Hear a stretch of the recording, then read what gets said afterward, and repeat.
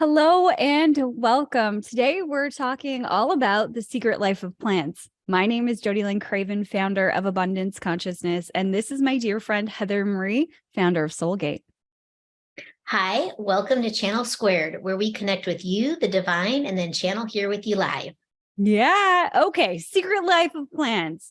We've been going down this trail of, soul's purpose is kind of where this started. And then we asked the question, do all things have souls? And, as it's clearly stated last week in our episode, even lipstick has some form of consciousness. And now we're talking all about plants. And this is kind of where it started, the idea for these topics, because we started learning about the secret life of plants. There's a book called The Secret Life of Plants, and there is a documentary / interpretive dance movie-ish that we watched so we could speak a little bit more intelligently. And yeah, okay. So I think the point of all of this was understanding and having a conscious perspective of the things that are in our world that we don't necessarily look at with conscious perspective, like plants. That was the driving factor on, looking at this book, looking at this video and everything else. But first, let's talk about the video, just in case the people watching today are going to go out and watch that video right after. Let's start there. Well, it was quite the documentary. So I want to preface this with entertainment factor of said documentary. I think that they could have captured the most important juicy bits of the documentary in about 20 to 30 minutes and left out the fluff. And it would have been a much more powerful representation of the information they were trying to bring forward. Agreed. That said, and the reason that we're laughing here is because it's weird, right? So like they go into this like weird, like musical like dance thing, and like literally people are like singing, like it turns into sort of a musical and then stops said musical and then turns into an interpretive dance with like a lady in like a green suit dancing with the plants. And yeah, exactly, doing that. And then at certain points in the documentary, they just turn off the music. There's no sound whatsoever for like 15 minutes while you're watching plants grow, or while you're watching, this lady dance or whatever. So it was kind of weird. I think they were trying to like zhuzh it up and make it better, but literally an hour and a half documentary could have been split down to 30 minutes in my opinion, and agreed, had 100% a better effect. There's a lot of fast forwarding. So if you Google this documentary and you're going to go to YouTube or whatever and watch it for free, just, keep that in mind.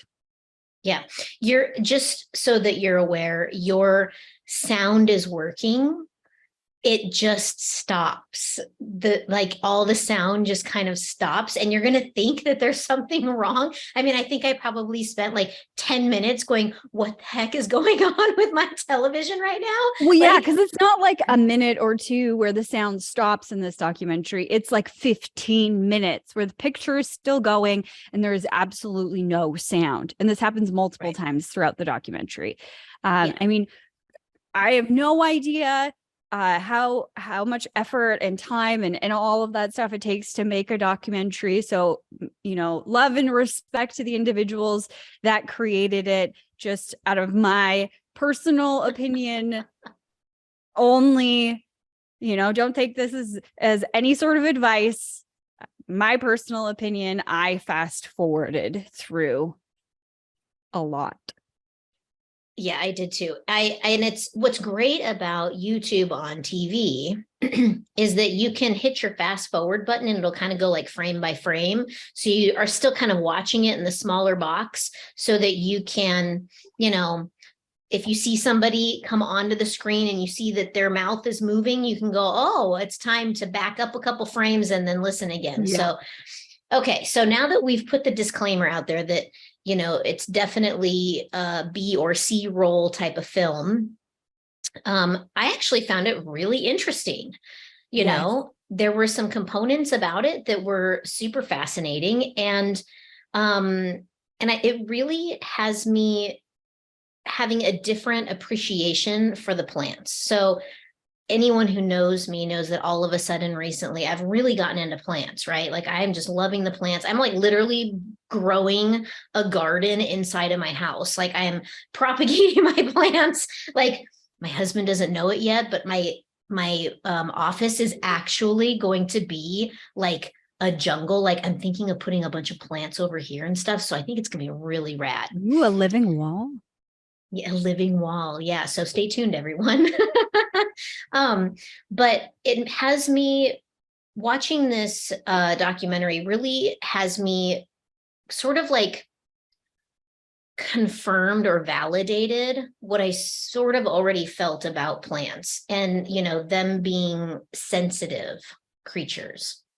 So one of the things that they demonstrated in the film was they ran a study and someone came in. There was like three different ladies and they had the study where one of the three ladies came in and murdered one of the plants, and its little plant friend watched its friend get murdered. And it was so horrible. Like I was like, my heart was breaking for this plant that was getting totally annihilated by this lady. And when the ladies came back in, the other plant, the one that didn't get murdered, actually identified which person was the murderer. And I thought, my God, they could use this technology to solve crimes. Like, this Yep. is unbelievable. Why isn't the, you know, FBI, CIA, police departments, I don't know, why aren't they utilizing this awareness to solve crimes? Well, Because if the plants speak and a murder is done outside, all those plants saw it. yeah. Well, and that was the most, or one of the most impactful things out of this documentary is that they actually communicate with us. These plants, they're communicating with us. There was one part of the documentary where this scientist, you know, he hooked up this plant to a lie detector, so it's going up and down, or it's kind of like, you know, in the middle, if you will. And then he just simply thinks about getting a match and burning the leaf of the plant, and the plant's vibration or whatever spikes. It has a noticeable difference on the lie detector test just from him thinking it. So, you know, he was talking about plants being able to read your mind, and it centers around how connected we are. And I think that was fascinating. There was a Chinese lady that was teaching her plant the alphabet, and they had created back in the 80s like this, I don't know, this contraption that would allow the plants to be able to speak through, because it's all frequency. It's so cool. I have to say, that was really, outside of the weirdness of how they put the video together, there was a lot of really interesting stuff in there. And, you know, the lie detector, that test thing was really cool. You know, the plants communicating about the murder, you know, the plants singing. And now I've been to an art installation before where plants were hooked up to like a computer that would synthetically create sound based on frequency. And so as you go through this art installation, you would touch the leaf of the plant and then it would like sing to you, right? So like you would hear the plant's response to you touching its leaf or you being in its, you know, experience. And it was so fascinating to hear how different the sounds were for the different people that were coming through the installation. It's like, it was like this really beautiful symphony, actually. So I think that even back then, I was kind of like, wow, this is really interesting how, plants can communicate in this way. They ran an experiment in the video where he wanted to test that theory of the match, him thinking about burning the leaf with a match. And he wanted to test the theory of, does the plant actually experience if something actually does happen? And so this kind of like builds up to that whole like plant murderscape thing that they had. Mhm. And he used shrimp, and they were in a little cup, and there was boiling water underneath, and the shrimps were just suspended in this little cup until a certain time. He sets up the experiment, and then he completely leaves the building, goes out into town, keeps himself busy to keep his mind occupied on other things so that he wouldn't be thinking about the experiment that was running in the background. And then sure enough, at a certain time, the shrimp went into the boiling water, and they were cooked, of course, and the plant responded and was like freaking out about something dying next to it, and so I think that that's really incredible how plants are so aware of the surroundings, and they're so aware of the energy. And it was a great visual exercise in the fact that there is consciousness in everything. Mhm. And how connected we are. Because the thing about that experience with the shrimp is that they were in a completely different room. The plant was simply watching on a TV, a plant watching on a TV. Yes, I said that, on a TV. And then it was all completely random generated when the cup would tip over and the shrimp would go in. Like nothing was decided, and they felt it. They were connected to that. And even more so, they did another experiment with a man, and so they had different images on the screen that the man was watching, and the man was all connected to a bunch of different things for his heart and his brain and everything like that. And then in a very separate room that was climate controlled and like everything controlled, except the plant was looking at the man instead of the screen. The plant was facing the man, and the man was facing the screen. And as the man would have a reaction to the images, the plant would have a reaction in kind. They're reacting with us. They're connected. Yeah, it was super cool. I mean, again, take it with a grain of salt. You didn't lose sound. There's weird interpretive dance, strange music, but the content within the video was actually, the experiments themselves were really fascinating. Yeah. So it makes me wonder, if plants are connected to all of the things, they're going to be connected to their caretakers, and they're going to be connected to, everything that's around them. What type of environment is your plants living in? Like, how, when you don't water them, what is that actually like for them? There was even a part in the video where they had like a smart greenhouse, essentially, where everything was automated, but it was automated based on the plants. Like the plants were communicating with the automation of, I need more air, and the fans would turn on. I need more water, and the water would turn on. I need more nutrients, and the nutrient whatever turned on. Like it was insane. It was really brains there. Seriously, it was really, really fascinating to watch that. I'm like, this is incredible. This could change the world of agriculture. Like, there's always going to be stuff that needs to be done, right? That humans are going to be able to facilitate best, but just the mere fact of them being in a greenhouse type of setup plugged in, and, it would make me wonder if they could ever move beyond that simple experiment.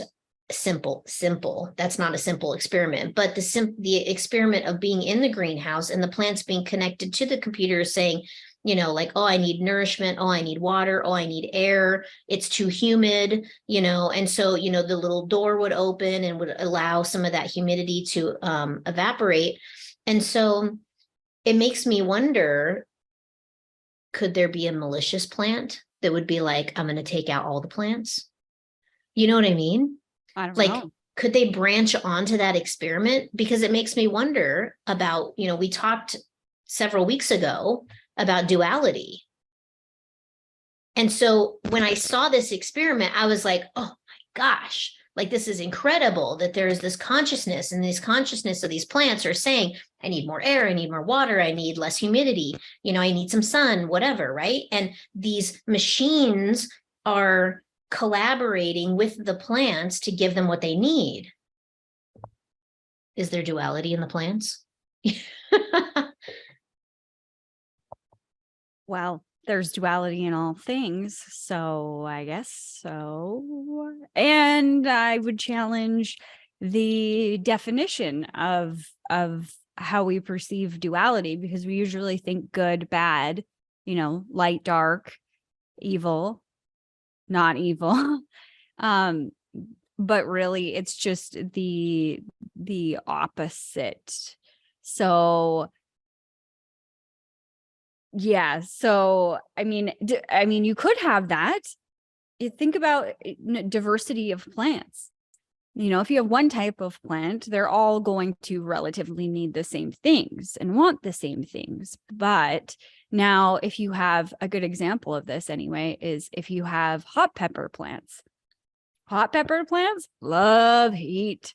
The hotter, the better. When you're germinating the seed, when you are growing the plant, when you're getting the fruit, hot, hot, hot. They love it hot. They will thrive in a hothouse, where most plants will die.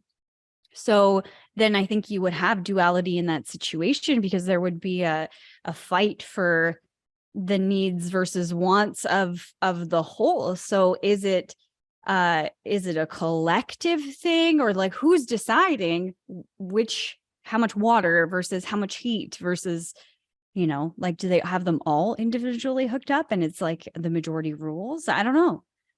Yeah, is there a vote going on? Is there a vote? I vote for some extra air, please. Is it more like our society than we think? Yeah. Perhaps. Mm-hmm. I don't know. Does your channel have anything to say about that? Mine is finding extreme entertainment value in this conversation. Yeah. What I'm getting is that everything is connected. So, they're bringing me back to the, we are all one. There's always this collective, whether it be in one species or another. Every species, because of the oneness, is a collective of sorts, right? So they're saying that even if one species is having trouble or is in need of support, that they will send out a signal to another species for that support. So, maybe, in the plant world, for, if they're going to signal to the humans, their leaves get droopy, and, I know myself personally, I definitely can tell when my plants need something. So, like, I can just sort of like walk by them and be like, do you need some water? Like, it's just like, I don't know. I just can like sort of pick that up. And I think most people can, they kind of get a feeling for, how things are doing. But well, and even learning to communicate with them, because obviously communication, when we first think of communication, we think of words, our voice, being able to communicate that way. But, even in our conversation right now, I can't remember what the percentage is, but it's a high percentage of the communication is nonverbal. And I think it's like something like over 80% is nonverbal, maybe 90. I don't know. There's a huge portion of our communication in this conversation right now that is completely nonverbal. And I think with plants, they may not be able to have like a mouth to speak, just like your dog doesn't have a mouth to speak or doesn't speak the same language that you do, but they find ways to communicate what they need and what they want in a different way, whether that's body language, whether that's, like telepathically pinging you, because I think they do that as you walk by. They're like, water. I need this. So thirsty. Yeah. I definitely, after that video this morning when I woke up, we have plants. We have a market garden business, my husband and I, and we seed all of our plants inside and then take them outside to the greenhouse once we're not an Arctic climate here in Canada. So I've been paying more attention to these plants. I turn on the lights for them every day. And, so I've been talking to them or whatever. So I have a routine of, I go take the dog outside to go pee. And then I, turn off one light, and then I come back inside and I turn up the heat because I like it cold when I sleep. And then I make my round to the plants and I turn their lights on too. And then, whatever, that's part of my routine. So as I'm like walking to the door this morning to take the dog out, I look over and I'm like, I bet you're reading my mind right now. Good morning. That's funny. That's funny. That's funny. I had a moment like that too. Like while I was watching the documentary, I was sitting next to, I have this really beautiful like rattlesnake plant. And so it's like green with like dark green polka dots. And then on the backside is like a red leaf, like a burgundy red leaf. And so they're really like so animated because depending on like the light and how they're doing, it's like they'll have their arms out, like their little leaves will be hanging out like this, getting all the sun. And then at night they're like, and they're all just straight up. It looks like a little mohawk plant. So as I was watching the documentary, I like looked over at it and I'm like, are you reading my mind? Are you reading my thoughts right now? That's funny. Exactly. It's interesting, Heather. I was quite shook by the end. And I didn't say that. I was texting Heather last night as I'm watching the documentary and like peeing my pants laughing at the interpretive dance musical / documentary that it was. But I was quite shook. And the reason that I was shook is I could see how far away or estranged we have come from reality. In the sense that the majority of our planet is made up of land, woods, nature, essentially.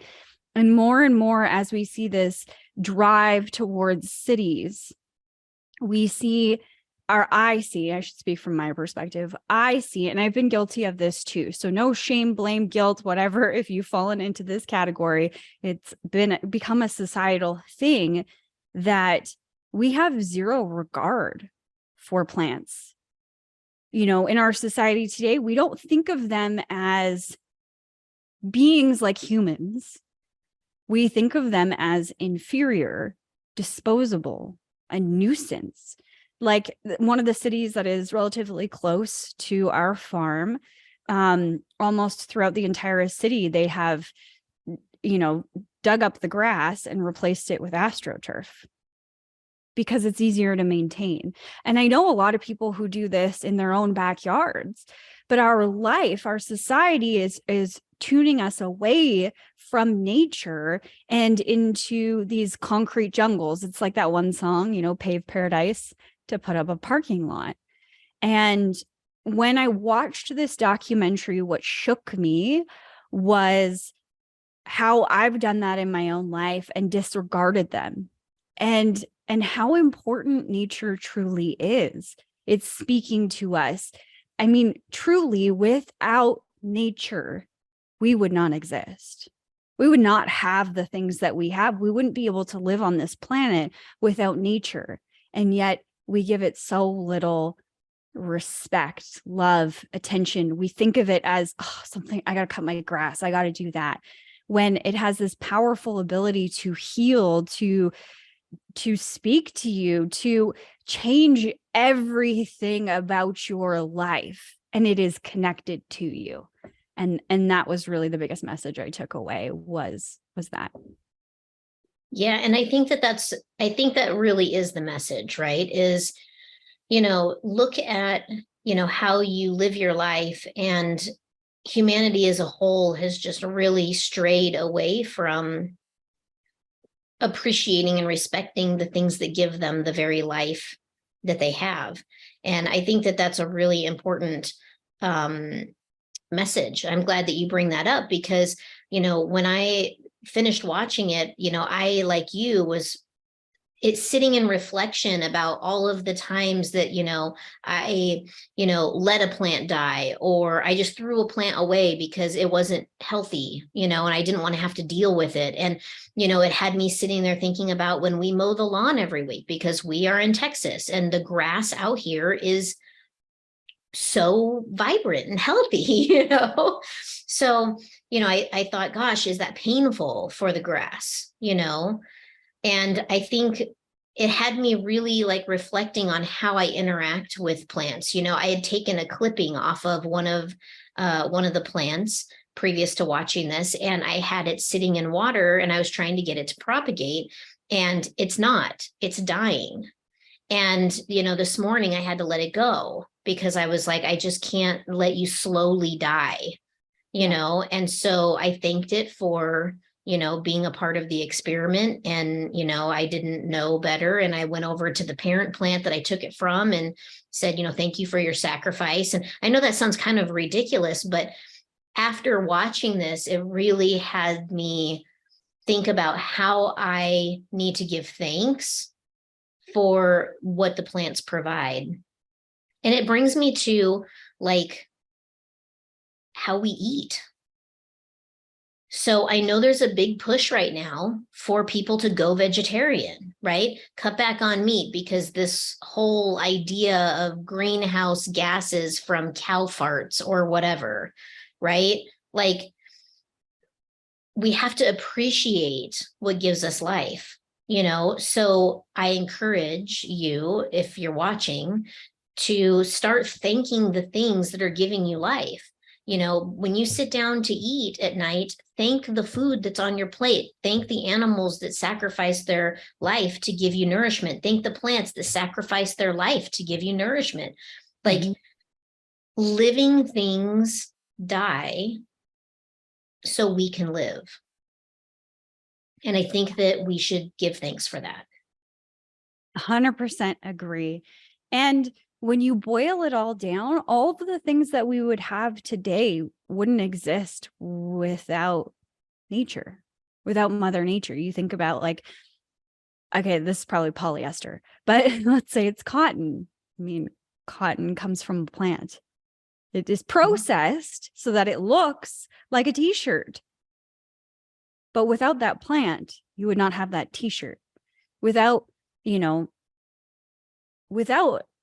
nature, we would not have the life that we have today. So I think that is a huge distinction. Thank you for that, Heather, because I think that we treat all of these things in our life as, and I'll speak for myself, I have treated all of these things in my life as just things, transactional. Who cares? I'll just throw it out, whatever. It's just another thing. I'm not exactly proud of that. And I needed to go through that so that I could appreciate these things, and I could see this, take a bigger step back and see how, just like your digestive system, if you will, working in harmony with your body, we need to be in harmony with nature. And I think that that's a constant evolution of things, how we live our life. But I think it really starts with giving thanks and like that appreciation and acknowledgement that it's not just a dumb plant, or it's not just another thing that I have to do. It's something that is giving you life and bringing to your life. And without it, you would not be alive. Boom. Boom. Whole new appreciation for life in general. Definitely. Yeah. This is why they kiss the ground they walk on, maybe. Yeah. Yeah. Oh, amazing. Well, I think we've hit every point that we intended to. I hope that, this conversation gave you the ability to take a step back and look at your own life and bring that healing, nurturing, beautiful, loving energy that nature provides for us back into your life and appreciate it that much more. Thanks for watching today. If you've liked this conversation, make sure you hit that like button and that you are subscribed, and we'll see you here next week. Bye. Bye.